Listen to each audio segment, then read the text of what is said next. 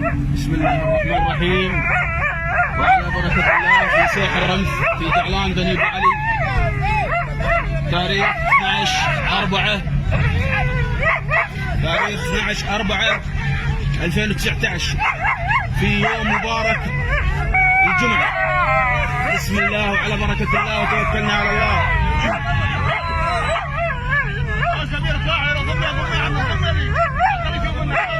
ما شاء الله الكل متحمس.